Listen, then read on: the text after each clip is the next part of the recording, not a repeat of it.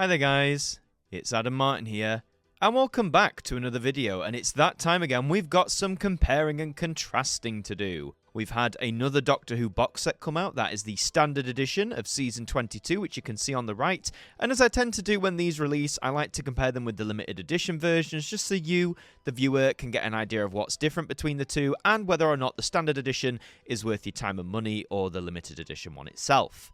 So without wasting any time, you can see the immediate comparisons between the two here. The similarities on the front, the artwork is exactly the same. Same cover art work by Lee Binding, an excellent artist. You should go and check their stuff out. But you can see the 6th Doctor there, Colin Baker, in his first full season as the Time Lord, with a bunch of the enemies that they faced, including the Daleks, the Cybermen, and even more, Sontarans et al. So when you immediately place these two like this, you can see that the standard one on the right is a lot smaller. The only difference on the cover really is you get the Blu-ray stripe across the top, and the BBFC rating has been moved to the left instead of staying on the right. But that is the primary difference of the cover. It's the same cover, and in terms of the content, we will get to that in just a second as well. But one big reason why I do these is to show people this. Look at that difference when you look at the spines. The standard edition is a lot thinner than the chunky boy on the left there, a lot thinner and also a bit smaller. It's also in line height-wise with regular Blu-ray discs, I believe, or other Blu-ray releases, so if you were to have this on a Blu-ray shelf, it's not going to stand out too much in terms of height, but it is mainly that space-saving thickness. There are many Doctor Who fans out there that struggle with space. Space is such a key thing for any fandom, but having the standard edition really just gives you that bit of flexibility in terms of what you can store on your shelf. When you move them onto the back, again, you can see that the content is pretty much exactly the same. It's all just been squished on a bit more onto that smaller back of the standard Blu-ray. Here is the back of it, again advertising the same stories and all of the special features. The text has been changed from like a pinky purple to green. I'm not sure what the decision was there, but all of the special features are intact here, as indeed are the episodes.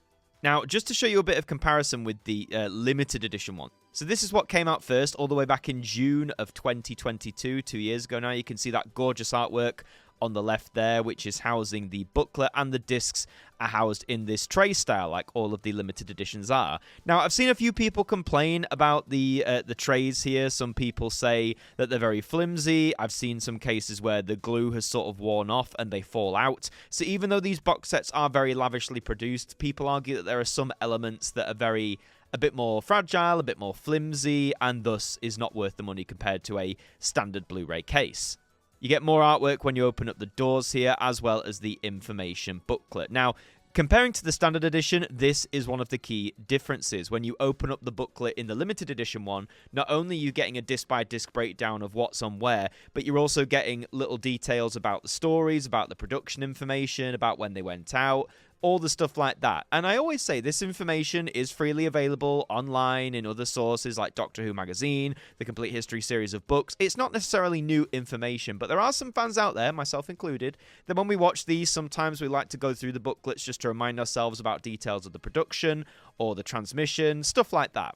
So this is the more in-depth booklet you're getting in the limited edition. And just to comment on the limited edition for a second, this is one of the few that still seem to be available brand new. I have seen this limited edition still in places like HMV, where it's retailing a bit cheaper than its original retail price. I think you can get this for, what was it now, like £45 or something like that. You can also get it secondhand for relatively cheaper. It hasn't gone on to like the hyper accelerated prices that the first few limited edition box sets, if we remember, like season 19, season 18, season 10. So the limited edition one in this case is still somewhat, at the time I'm recording this in June 2024, it's still somewhat readily available should you want it.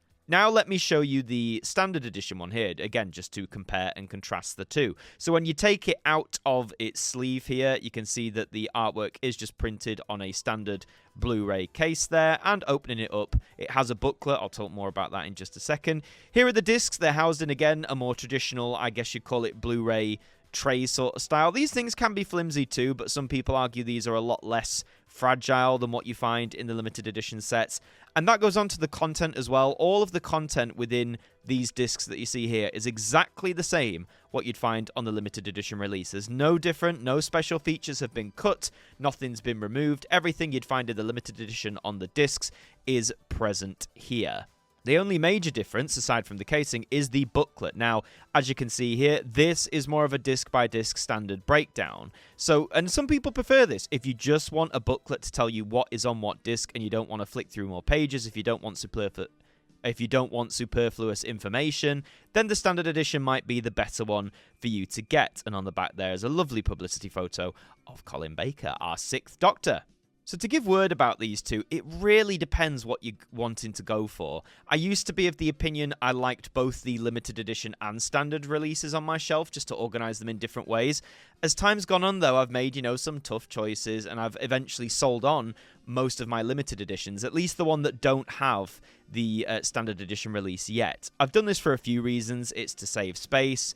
It's to just generate a bit of extra money, to be honest with you. I'm looking to move house eventually sometime in the near future, so saving space and getting up all the cash I can is kind of essential right now, so that's why I've done it. So rest assured, my limited edition copy of Season 22 will be passed on, will be sold on eventually. But if you want a more lavish package, if you want it with this, this lovely book-style casing, then, as I said, the limited edition is still available for you to purchase, not just secondhand, but also brand new in some cases. The standard edition is again available at the minute. I think it retails for between £35 and £40. Sometimes these get discounted after a while because, as these are the standard editions, these will be on the shelves for a lot longer. I assume they'll keep making these as time goes on.